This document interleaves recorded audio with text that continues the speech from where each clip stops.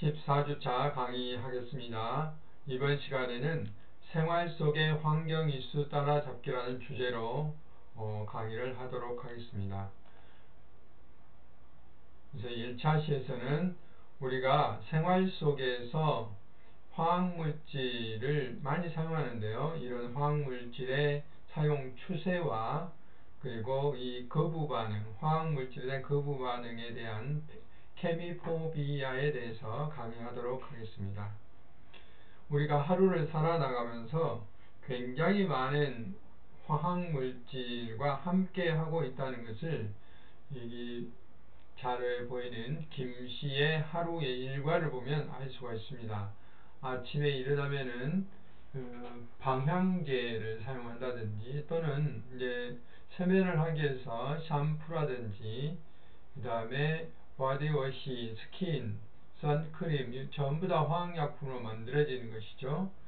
그리고 이제 특히 요즘 뭐 코로나 시기여서 그런지만은 물티슈라든지 그 다음에 손세정제 또 소독제 이런 것도 전부 다 화학약품으로 만들어져 있죠.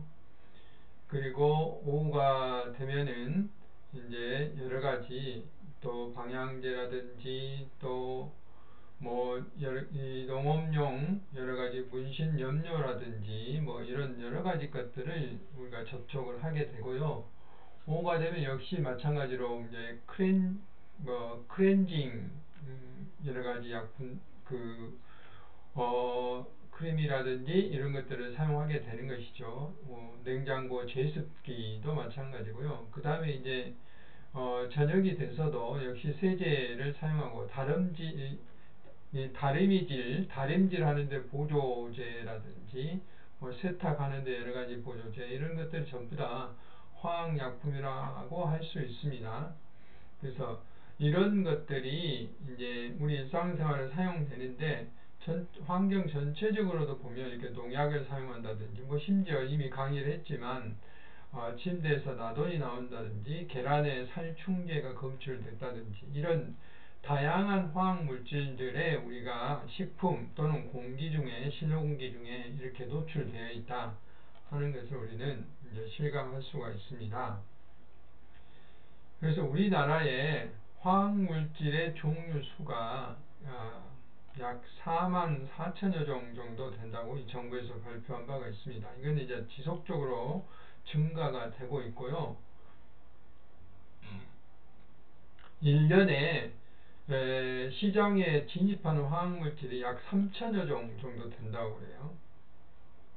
그래서 이런 화학물질들이 직접 간접적으로 우리 인체에 들어오게 되는데 식품이라든지 화장품, 위생용품 등을 통해서 우리 이 몸속에 들어오게 되는 것이죠. 그래서 이런 화장품이나 생활용품 등과 같은 이제 이런 가전 생활용품, 그 다음에 가전제품 이런 것들을 통해서 끊임없이 우리는 화학물질에 노출되어 있다라고 이야기할 수 있습니다. 뭐 앞에서 이미 설명했지만 이런 세정제라든지 합성세제, 표백제, 섬유유연제 우리가 이제 흔히 사용되는 것들이잖아요. 뭐 코팅제라든지 뭐 접착제, 방향제, 탈취제 요즘 뭐 쉽게 우리들이 접할 수 있는 그런 그 화학 물질들입니다. 또 이런 것들은 주로 이제 인공 화학 물질들이고 우리가 인공 화학 물질은 천연 화학 물질로서는 뭐 피톤치드, 타간 물질이라고 그랬죠. 뭐 좋은 영향을 미치는 인체에는 그런 것도 있고요. 석유라든지 석탄이라든지 여기서 이제 빠져나온 것들이 인공적인 물질이 되겠죠. 이런 여러 가지 물질들이 있다라고 이야기할 수 있습니다. 이 중에서 인체에 유해하다라고 파악된 화학물질이 약 7천여 종이 파악이 되고 있습니다. 그래서 굉장히 많은 물질들이 생산되고 있고 우리는 여기에 노출되어 있다라고 이야기를 할 수 있어요. 실제로 우리나라의 그 화학물질의 유통량과 그 다음에 배출량을 조사한 통계를 보면은 유통량이 매년 끊임없이 이렇게 늘어나고 있죠. 지속적으로 늘어나고 있고 역시 제조량도 생산도 유통이 늘어나니까 제조량도 당연히 늘어나고 있겠죠. 이렇게 늘어나고 있고요. 우리나라에서 제조하는 것뿐만 아니라 외국에서 수입하고 있는 것도 지속적으로 늘어나고 우리나라 수출도 늘어나고 있습니다. 밑에 이 꺾어선 그래프는 증가율입니다. 그리고 연도별 배출량 추이도 보면은 이 하얀색이 조사 화학물질 여기 213에서 228 종류가 되겠죠. 그 다음에 조사 대상 사업장이죠. 사업장도 꾸준히 늘어나고 있고요. 그 다음에 배출량도 꾸준히 이렇게 늘어나고 있는 것을 알 수가 있습니다. 화학물질이 우리 인체에 어떤 영향을 미치는가 또는 생태계에 어떤 영향을 미치는가에 대해서는 우리가 생태계 시간에 생물 농축이라는 것을 배웠습니다. 그래서 이렇게 공장이라든지 이런 데서 대기 중에 배출되는 것 이것도 이제 이렇게 바람에 의해서 이동되고 확산되죠. 이런 것이 비가 오게 되면 다시 이제 어떻습니까? 지상으로 떨어지게 되죠. 그 다음에 폐수를 버리게 되면 이것이 물속으로 들어오게 되고 일부는 또 토양에 잔류하기도 합니다. 과거에 광주의 하남산단에 있는 모 공장에서 그런 적이 있어요. 두 가지 경우 사례가 있는데 하나는 TCE라는 그 화학약품이 있습니다. 이것도 이제 그 유해한 발암물질이죠. 이 TCE라는 화학물질이 이 공기 중에서 이게 배터리를 제조하는데 그 일종의 그 첨가제 또는 그 세척제로 사용되고 있는 것들인데 이런 것들이 공기 중에서 이제 이것들이 그 활성탄을 통해서 제거를 해야 되는데 미처 제거되지 않고 공기 중에 배출돼서 엄청난 농도로 이렇게 높았어요. 그래서 이런 것들이 그 공장의 토양에서 이렇게 검출되고 있는 것을 제가 이제 직접 조사해서 사례를 알 수가 있었고요.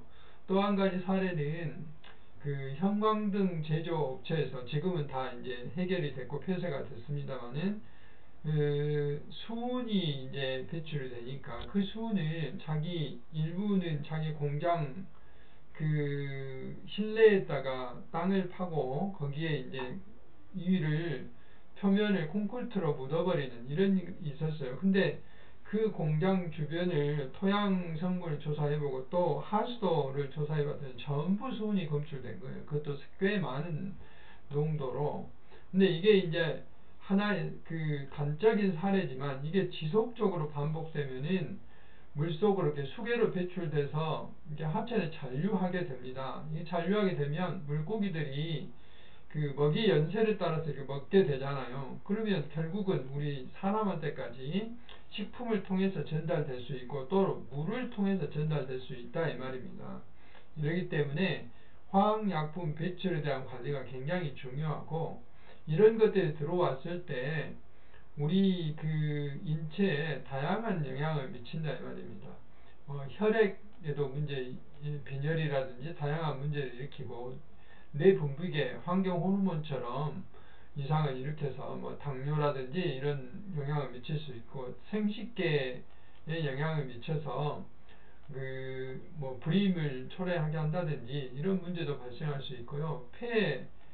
특히 이제 기관지 같은 거 대기오염은 안 좋은 영향을 미치죠. 간에도 영향을 미치고 면역계에 영향을 미쳐서 아토피라든지 이런 것들을 일으킬 수가 있다 이 말입니다. 화학약품이 친환경적이라고 할 수가 없기 때문에 우리 몸에서 거부 반응을 일으키는 것들이죠.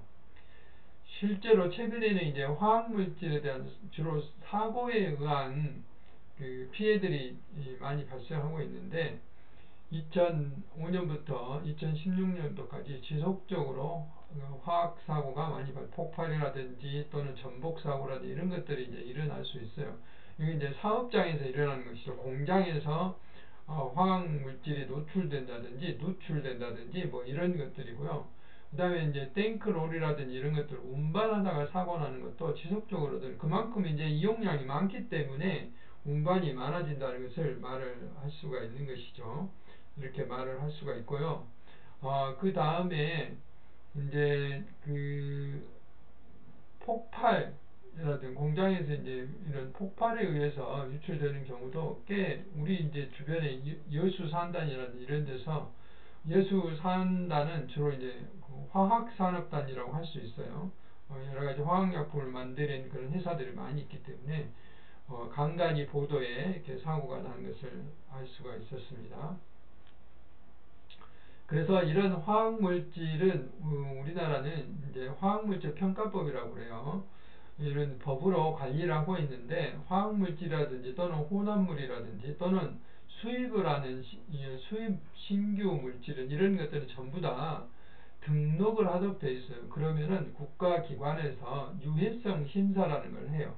그래가지고 유해성이 인정된다 안 된다에 따라서 판매가 되고 안 되고 할 수 있는 것이죠.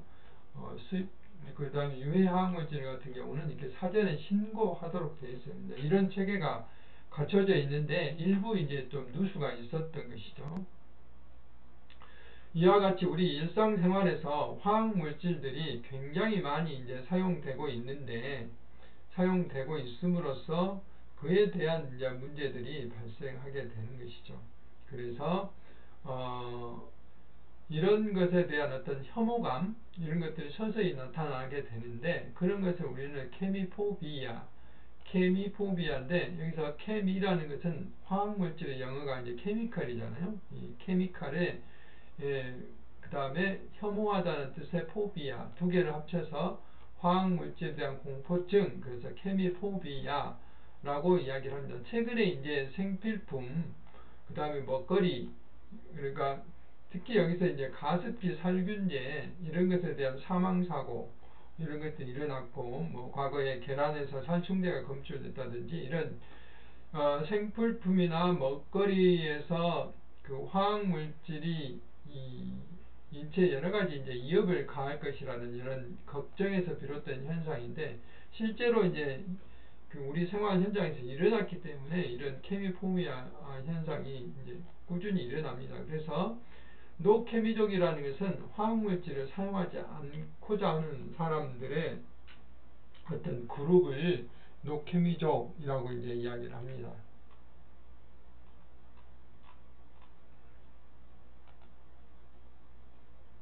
그래서 케미포비아가 이렇게 이제 확산된 배경에는 우리 일상생활 중에서 화학물질 검출 사례가 꾸준히 이제 보도가 되면서 그렇죠. 그 대표적인 게 가습기 살균제고 계란 살균제 그 다음에 위생제품 뭐 생리대라든지 기저귀라든지 뭐 이런 데에서 휘발성 화학물질 유기화학물질 이런 것들이 검출됨으로 인해서 이제 공포감이 걱정이 많이 쌓이게 된 것이죠. 또 화장품에 중금속이 검출됐다든지 뭐 생활 속의 방사선 라돈 특히 침대라든지 또는 뭐 실내에서 라돈이 검출된 이런 이제 화학물질에 대한 어떤 사고들, 검출 사례들 이런 것들이 꾸준히 보도가 되고 우리가 실제로 현장에서 이런 사고들을 겪음으로써 케미포비아에 대한 확산이 굉장히 많이 일어나게 된 배경이 되겠습니다.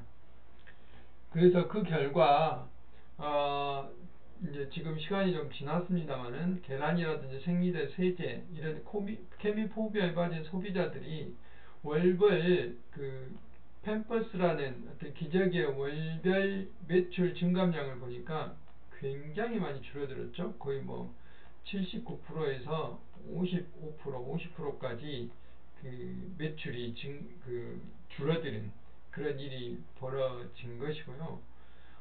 반면에 이런 어떤 친환경 유기농 생리대 같은 경우는 굉장히 많이 이렇게 증가가 되는 이런 사례도 있고 계란 매출 같은 경우도 뚝 떨어졌죠. 이렇게 뚝 떨어진 것을 알 수가 있고요.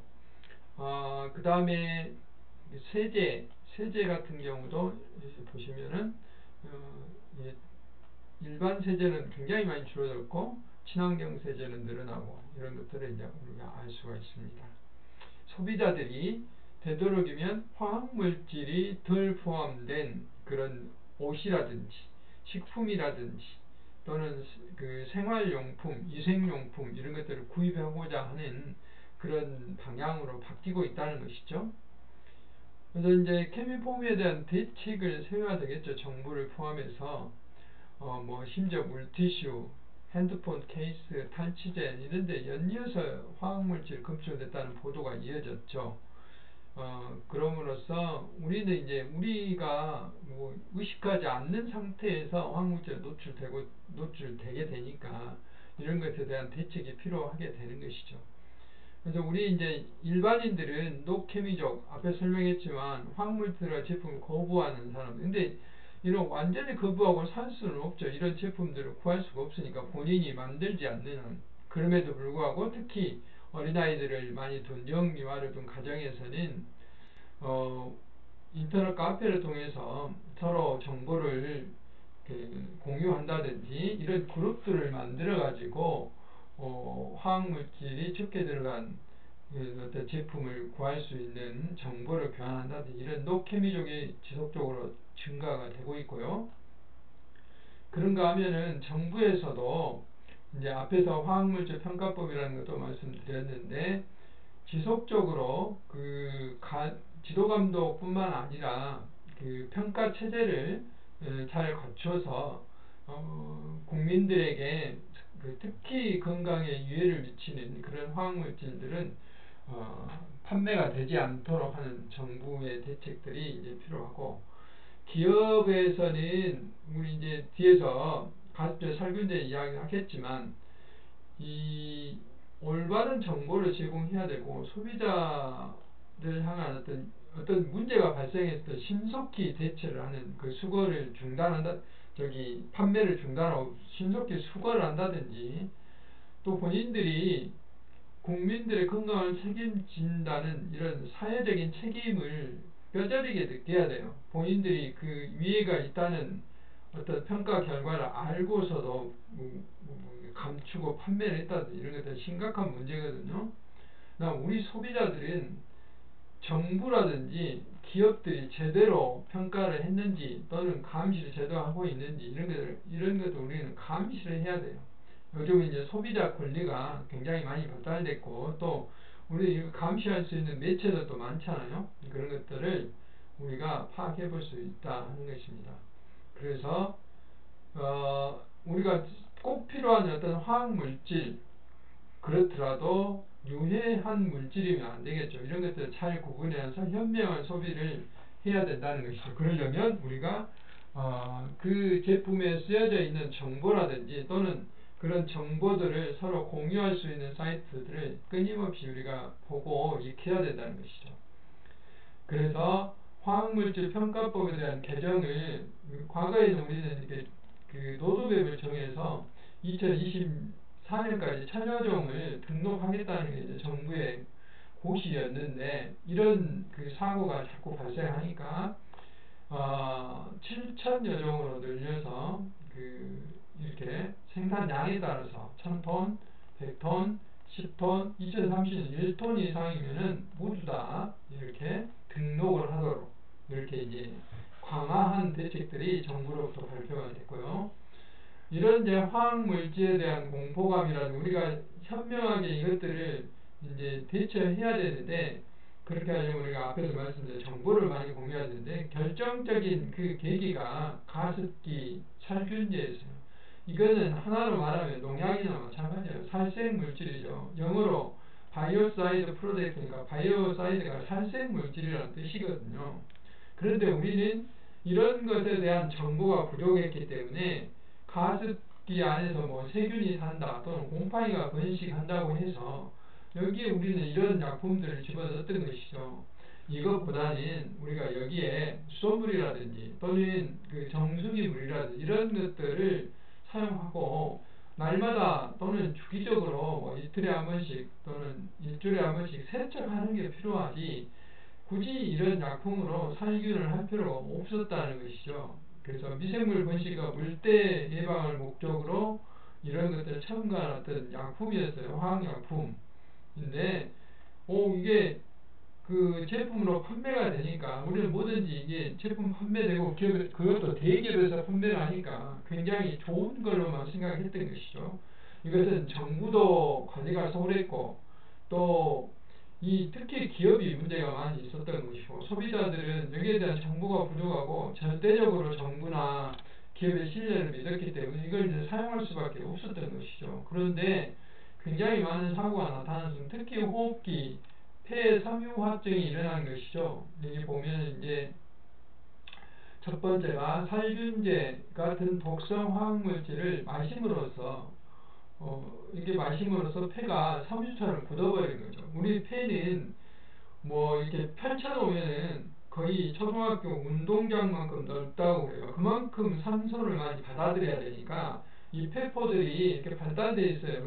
늘어났다 줄어들었다 해야 되는 것이죠. 그런데 이게 옷처럼 섬유화가 되어버리면 이게 확장이 되지 않기 때문에 산소를 받아들일 수가 없잖아요. 그래서 호흡을 할 수 없는 것이죠. 이런 문제들이 발생할 수 있어요. 그래서 폐섬유화증이 발생될 수가 있다. 정상적인 폐는 이렇게 생겼는데 이렇게 바뀐다 이 말이죠.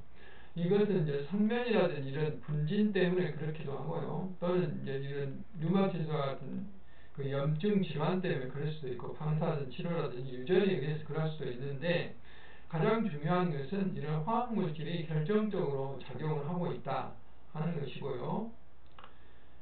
가습기 살균제는 이제 특히 이 살균제 쪽에는 우리가 치약 같은 데서도 많이 사용했어요. 이게 이제 CMIT, MIT라는 것이 있고요.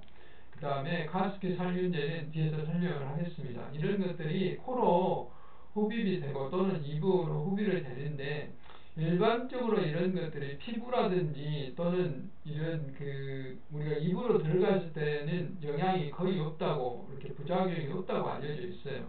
그런데 이게 이제 우리 호흡기를 통해서 들어왔을 때가 문제죠. 그래서 가습기 살균제 성분이 여기 있는 PHMG, 폴리헥사메틸 구아니딘이라는 뜻이고요. 그 다음 PGH, 염화올리고 2 에톡시에틸 구아니딘이라는 뜻이에요. 여기 이제 염화라는 뜻은 여기 클로라이드가 붙어 있기 때문에 이런 단어가 붙었고요. 이제 이런 것들이 이 약품으로 개발돼서 혼합 화학물질로 이제 투입이 됐던 것이죠. 그래서 이것은 피부 독성에 있는 가습기 살균제가 굉장히 낮은 걸로 이렇게 나와 있어요. 그래서 이런 것들이 샴푸라든지 물티슈 이런 제품에서 광범위하게 이렇게 이용이 됐던 것입니다. 그런데 호흡기에 흡입될 때 독성이 연구되지 않아가지고 문제가 됐던 것이죠. 그래서 이런 것들은 식품위생법이나 약사법의 적용을 받아야 되는 거죠. 인체에 사용을 할 수 있기 때문에. 그런데 공산품, 가습기에다 사용했기 때문에 공산품으로 분리가 돼서 이런 일반적인 안전 기준만 적용을 받아서 이런 사고가 발생했던 것이다 라고 이야기를 할 수 있어요. 가습기 살균제는 SK케미칼 1991년도에 유공이라는 업체였는데 여기에서 이 앞에서 말씀드린 원료물질인 PHMG하고 그 다음 치약 같은 데 사용했던 CMIT, MIT 이런 것들을 제조 방법을 개발을 한 거예요. 그래 가지고 98년도부터 2011년도까지 이제 제조를 하고 그 다음에 유통을 한 거죠. 우리가 잘 아는 옥시 여기는 레키 벤키저라는 것은 애국회사로 이제 넘어가서 옥시 레키 벤키저라는 이름이 붙었고 홈플러스 롯데 마트 이런데 우리 대부분은 유명한 이런 유통회사를 통해서 판매가 됐던 것이죠. 이런 것들이. 그래서 뒤에 다시 한번 반복해서 설명했지만 2011년도 8월 30일 날 질병관리청인데 질병관리본부가 역학조사를 결과를 발표를 했어요. 가습기 살균제가 원인 불명의 폐 손상의 원인이다라고 이제 발표를 하고 판매 중지를 한 것이죠. 이때는 권고였어요. 권고. 그 다음에 2014년, 18년까지 이제 피해 조사를 하게 되는 것이고 그렇게 해봤더니 요건 이제 이 기준 연도에 따라 각각 달라요. 약 5천여 명 정도가 피해를 받고 이 중에 한 10%만 피해 판정을 받은 것이죠. 그래서 쭉 이게 거기에 대한 내용들이고요. 이걸 좀 더 크게 보면은 앞에서 말씀드렸다시피 94년 9월에 이제 91년도에 개발을 했는데 이 60 SK케미컬이라든지 가습기 메이트를 개발해가지고 일부 유해성을 인지를 했어요. 이분들이 가습기 메이트에 포함된 CMIT하고 MIT가 일부 유해성이 있는 걸로 이렇게 그 결과를 의심을 하게 된 거죠. 94년도 12월에. 근데도 불구하고 94년 11월에 출시를 한 거예요. 이것을 출시를 한 거죠.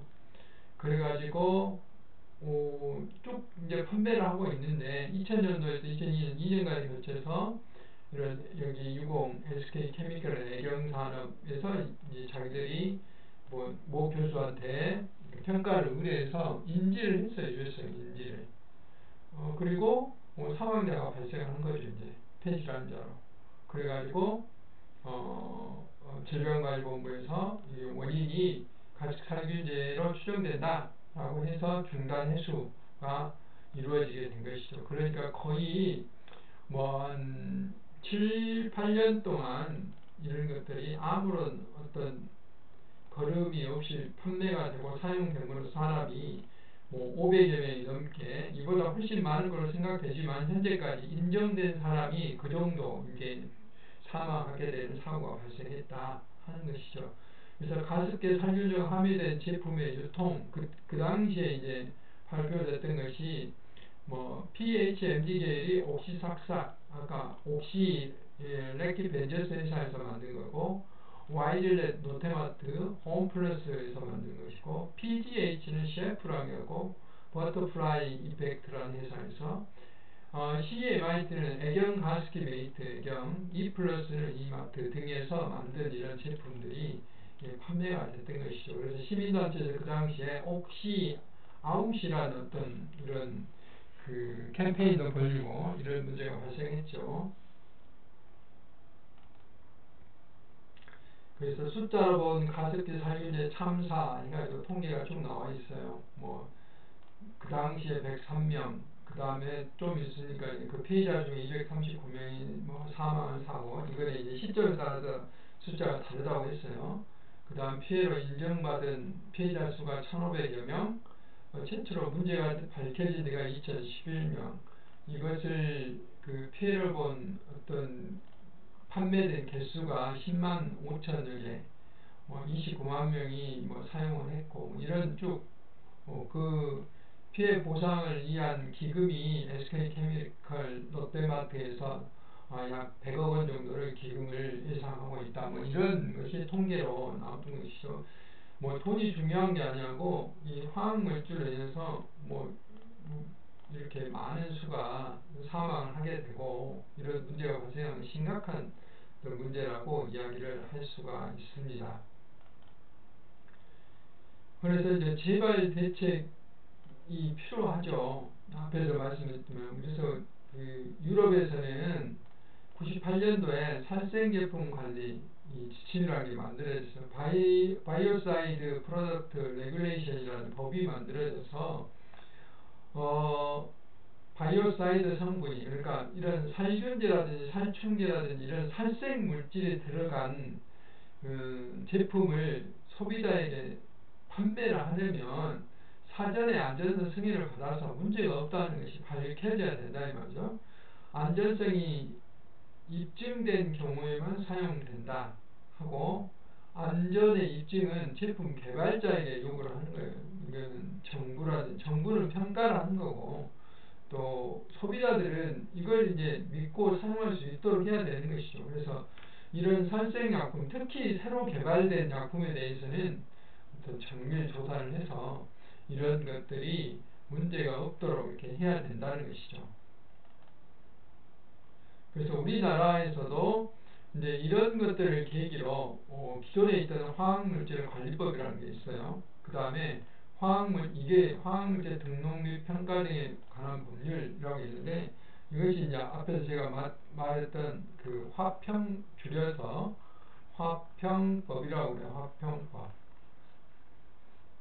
이렇게 이야기하는데 이런 이제 법들이 바뀌어져서 이런 것들이 이제 화학물질 등록이나 유해성 심사, 유해성 평가 이런 것들을 규정하게 되는 거고 특별히 가습기 살균제에 대한 피해는 너무 크기 때문에 가습기 살균제 피해 구제를 위한 특별법을 별도로 만들었어요. 그래서 이건 지금도 진행 중에 있어요. 지금도 이 피해 구제를 위한 어떤 심사라든지 또는 이게 보상도 해야 될 것, 이런 것들이 이루어지고 있죠. 그래서 우리나라의 화학물질 관리 대책은 이런 법들에 의해서 이렇게 사전 안전 체계를 구축하게 되고 사전에 이제 평가를 하게 되는 거고, 그다음에 생활 화학물질 안전 관리, 뭐 방향제라든지 탈취제라든지 이런 것들, 그다음에 가습기 살균제 피해자 지원은 이런 이제 특별법이 만들어졌다고 그랬죠.